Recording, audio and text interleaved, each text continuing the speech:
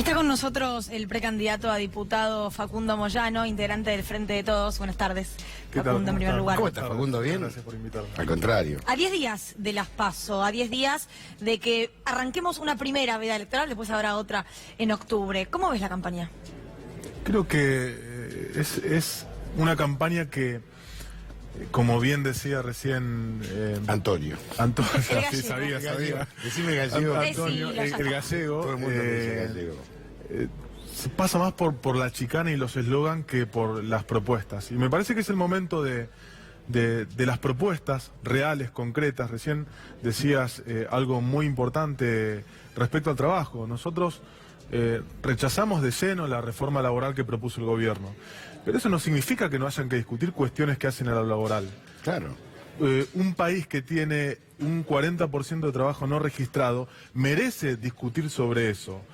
Nuevas actividades que nacen con una empleabilidad diferente, con formas de trabajo diferentes, merece la discusión de un régimen diferente. Y estoy hablando de los trabajadores de plataformas de servicio, por ejemplo. Entonces digo, no estamos negados a esa discusión, hay que ir hacia una reconfiguración del sistema laboral. Por supuesto que rechazamos de lleno la reforma precarizadora que propuso el gobierno, eso es otro tema, pero digamos, eso sería un avance importante en una propuesta que tiene que ver con que una micropyme que tiene hasta 5 empleados no puede pagar el mismo costo impositivo sobre un trabajador que lo que paga Autopista del Sol o una concesionaria eléctrica. Por ejemplo, también discutir el momento, ¿no?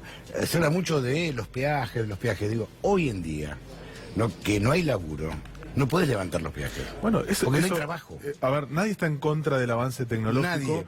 Nadie se opone a que la tecnología se utilice como instrumento para generar más productividad, más rentabilidad inclusive para las empresas. Ahora, ¿a qué costo? ¿Y cuál es el papel que va a cumplir el Estado para regular esa intervención de la tecnología? ¿No? ¿Y el hombre? ¿Qué va a hacer el hombre? Por supuesto, ¿cómo se van a generar los diferentes empleos que emanen de esa implementación de los procesos productivos y demás? Entonces digo, estamos abiertos a esa discusión. Y después, por supuesto, esta es una campaña de modelo económico.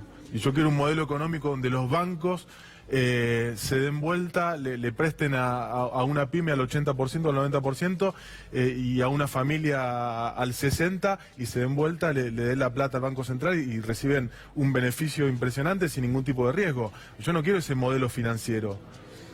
¿Cómo crees que va respecto al modelo económico, teniendo un sector público que me da la sensación que no va a ser motor de crecimiento y un sector externo que tampoco va a ser motor de crecimiento? ¿Cómo va a ser la relación con el sector privado de un potencial gobierno de Alberto Fernández, del mundo sindical, también con el mundo privado, en relación a lo que conversaban recién? En un eventual gobierno, quiero decir, de Alberto Fernández, desde ya. Bueno, uno de los datos llamativos, ¿no? Porque este es un gobierno que se pensaba pro empresas y en realidad ha lastimado profundamente no solo a las pymes, también a las grandes empresas nacionales, ¿no? Entonces yo lo que digo, un dato significativo que habla de esto es que el crédito a los privados bajó un 50% en el último año. O sea, no hay créditos a los privados. O sea, si vos querés competir con el mundo después de la apertura de importaciones que se hizo matando industrias enteras como la industria textil, tenés que elaborar un plan de créditos para que las empresas puedan abastecerse de las herramientas para después competir.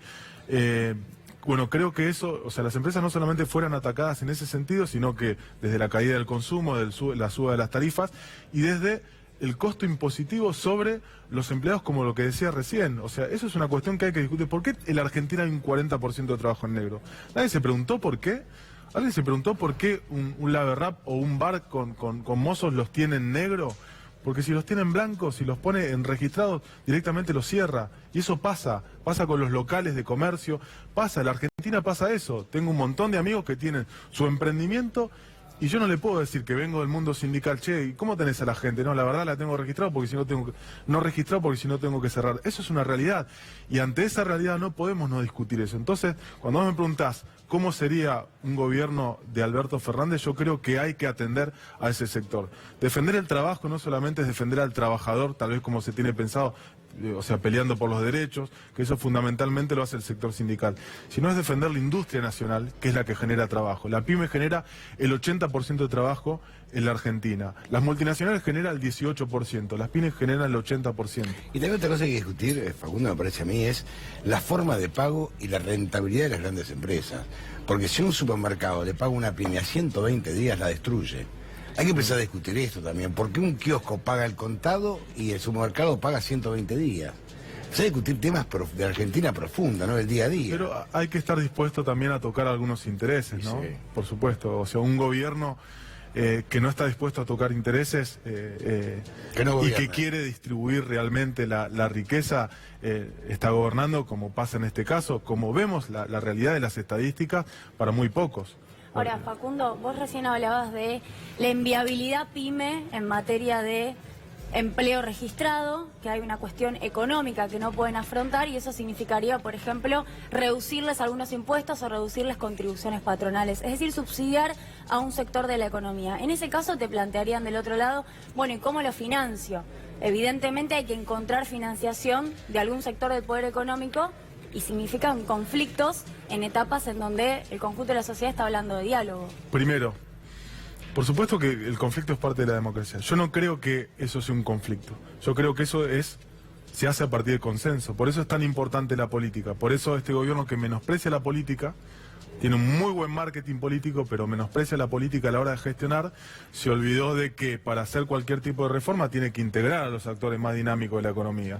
Bueno, podés hacer una reforma peleándote con el sindicalismo. Vos no podés hacer una reforma matando al sector industrial. Vos no podés hacer una reforma no haciendo participar a las universidades de esta cuestión. Entonces yo lo que digo es, si tenemos un 40% de trabajo no registrado, que ese es el verdadero agujero que tiene el sistema previsional, lo que uno tiene que hacer para compensar lo que algunos pueden llegar a entender como una de financiación del sistema, es poner, por lo menos, en tramos proyectado a ese trabajador que está no registrado de manera registrada. Y eso se hace con acuerdos, eso se hace con acuerdos con el sindicalismo, eso se hace con acuerdos del sector empresario, y después, una vez que hay otras reglas de juego, para que el empresario pyme, para que el micropyme tenga esos 5 empleados que hoy los tiene en negro, en una ferretería, en un kiosco, en donde sea, haya una coacción para que los ponga en blanco, porque hoy un empresario micropyme, que no es un empresario, es un trabajador para mí, la mayoría de mis amigos, que tiene a los empleados en negro, vos no podés obligarlo a que blanquee porque lo matás. Y no solamente matás a ese micropyme, sino matás al trabajador. Por eso política Entonces de lo que hay que empleo hacer más que es política de reforma empleo. laboral. No, primero hay que alimentar el consumo. Pero también tenemos que tener en cuenta este dato. La Argentina tuvo 10 años de crecimiento económico durante el gobierno kirchnerista y el trabajo no registrado no varió demasiado. Entonces no es una cuestión solamente de crecimiento económico y de consumo. Es una cuestión estructural que se debate con políticas públicas. Por eso digo, hay que dar esa discusión. No estamos cerrados a esa discusión. Facundo, vos recién acabas de mencionar un error de que fue para vos dentro de la época kirchnerista, que no fue registrar a trabajadores que estaban de manera informal. ¿Cómo es convivir?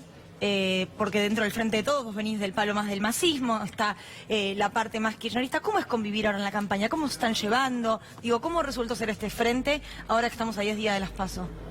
No, a ver, tenemos el objetivo principal de poder cambiar de gobierno para poder gobernar bien. No se trata solo de ganar. Yo lo que creo que la fórmula presidencial encierra 2 autocríticas. La de Alberto Fernández, que dijo, no es más por el medio, hay que complementar al kirchnerismo. Dijo, con Cristina sola no alcanza, pero sin Cristina no se puede. Creo que expresa eso la fórmula. Y la autocrítica de Cristina, que dijo, es Alberto, porque no es una etapa para mí, y Alberto no se desdice de ninguna de las críticas o por lo menos de muchas críticas que hizo. Entonces, creo que ahí hay una autocrítica. Y donde hay autocrítica hay responsabilidad y también hay madurez política. O sea, me parece que es fundamental la crítica, y para nosotros los peronistas más. O sea, Perón hablaba de la autocrítica como herramienta fundamental para la conducción política, y me parece que la principal autocrítica la hizo Cristina al poner o al acordar una fórmula con alguien que fue muy crítico a muchos aspectos del kirchnerismo. Ahora, Facundo, se dice, bueno, la PASO puede oficiar de primera vuelta, la primera vuelta puede oficiar de balotaje, y como nunca, desde el regreso de la democracia acá, a ojímetro, tal vez me estoy comiendo alguna elección, va a haber una elección recontrapolarizada cuando los mecanismos institucionales no necesariamente lo prevén porque no es un balotaje. Si es que efectivamente esto se da, ¿cómo haces el 11 de diciembre? En el sentido de que vos tenés al oficialismo diciendo, si gana el Frente de Todos, está en riesgo la República, si gana el Frente de Todos, vamos hacia Venezuela. ¿Cómo gobernás a un 50, 48, 45, 43% de la sociedad que piensa en esos riesgos? Primero, yo no creo que sean porcentajes tan importantes de la sociedad que piensen a un extremo o al otro. Sin dudas hay porcentajes que son los núcleos duros de ambos lados, pero no hay un porcentaje tan... No creo que la sociedad esté partida de tal manera. Por supuesto que hay gente que puede estar de acuerdo o no puede estar de acuerdo. Pero yo siempre dije, de la polarización que lleva a la grieta, y de la grieta se sale gobernando. O sea, lamentablemente no podemos salir de esa grieta en la campaña. Creo que el hecho de que la fuerza del medio, digamos, ya se haya, más allá de que lo vi a Urtubey con Lavagna, que insisten con eso, se haya diluido. Diluido queda mejor, porque desintegrado ya no estás reconociendo que son una fuerza, o por lo menos que son candidatos. No sé si fuerza política, pero no sé si son fuerza. Candidatos. Pero candidatos. Quiere decir que persiste esa polarización, porque si no se hubiera podido dar este panorama. Ahora, creo que con un gobierno de diálogo real, no por eslogan, vamos al diálogo y después te peleas con todo el mundo, como hizo Cambiemos, con un gobierno real, con un gobierno que integre y que ponga como prioridad la gestión, se sale de la grieta. Y donde aparezcan los resultados después, porque acá lo que falta son resultados. ¿Por qué Cambiemos apela al marketing? ¿Por qué a Cambiemos le preocupa más una pelea simbólica que realmente los resultados? ¿Por qué Macri dice que hay 7.600 kilómetros de ruta y en realidad hay 440, esto de chequeado? Porque es marketing. Y lamentablemente toda la gente no ve chequeado, no le llega todo, porque no hay herramientas para que alcance para comunicar a todo el mundo. Y bueno, y ellos tienen esas herramientas, o sea, lamentablemente para la sociedad, porque no pueden conocer la verdad, y la gente piensa que Macri hizo 7.600 kilómetros de ruta, cosa que no es así. Entonces yo creo que cuando se le empiecen a dar respuestas reales a la gente, se va a salir de la grieta. Gracias, Facundo. Muchas gracias a ustedes.